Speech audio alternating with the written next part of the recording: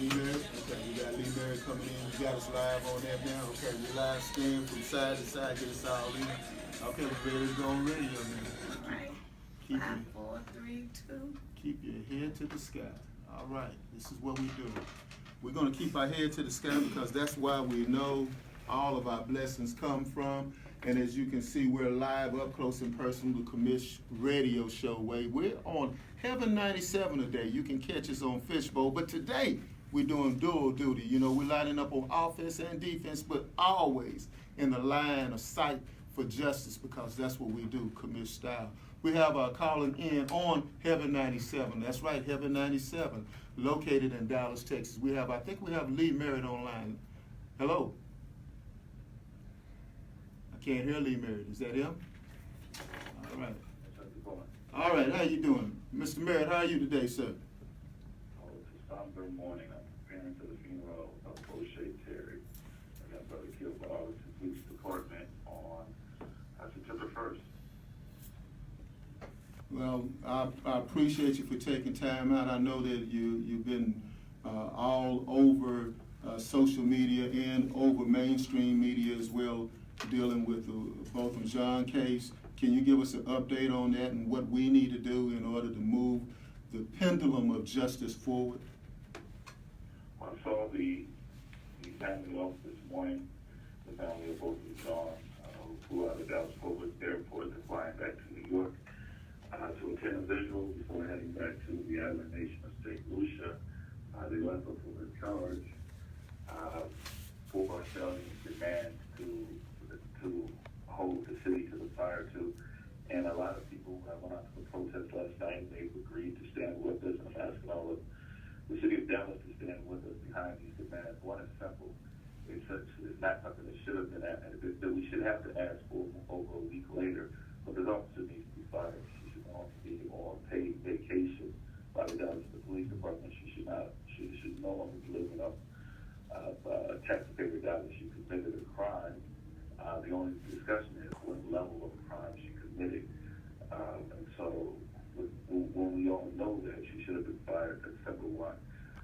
We need an internal investigation launched by Chief Remeko into who within the Dallas Police Department is purposely leaking information they believe to be exculpatory towards Amber Geiger, and at the same time releasing information they're hoping to use to smear the good name of Botham Jean.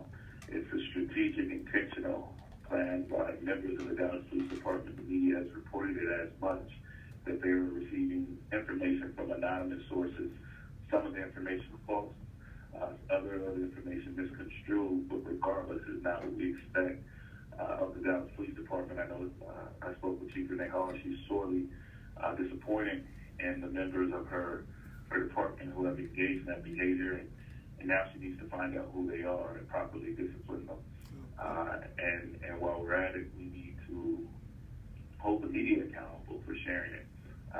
Just because you receive information doesn't mean that you have to be the first to rush out and share it. They decided to share misinformation and misleading information about what was found in Botham Jean's, or I should say what was allegedly found in Botham Jean's apartment on the day of celebration of Ford's life.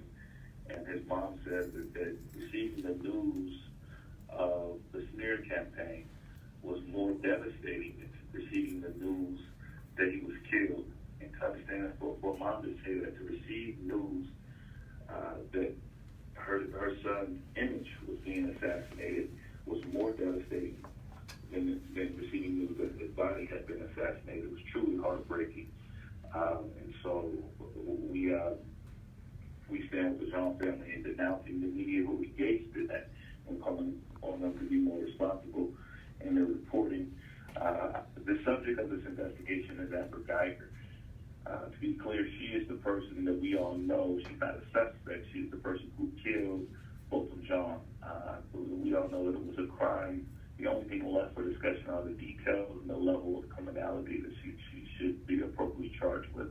The facts that I know up until this point is that she established the necessary intent to kill him. And even according to her own words, it was murder. and I'm counting on the Dallas grand jury to return an indictment of murder, although the Texas Rangers failed to appropriately recommend a murder charge. And I will take this time out to call out the Texas Rangers, who historically have not aggressively gone after fellow law enforcement officers, but have been over backwards to manipulate evidence, to disregard details in order to minimize the level of criminality of police officers who have been accused of some really atrocious behavior. And I think this is an additional example of the same. And so she gave us that charge. I'm repeating that charge to the Dallas community so that we know what we're fighting for, and we're going from there. All right, we appreciate you for calling in. We wanted to definitely get an update on that. As you know, I was talking to a good friend earlier today, and she was talking about me being an alpha, and I know you are an omega, and I happen to be wearing some colors that are some un-alpha alike.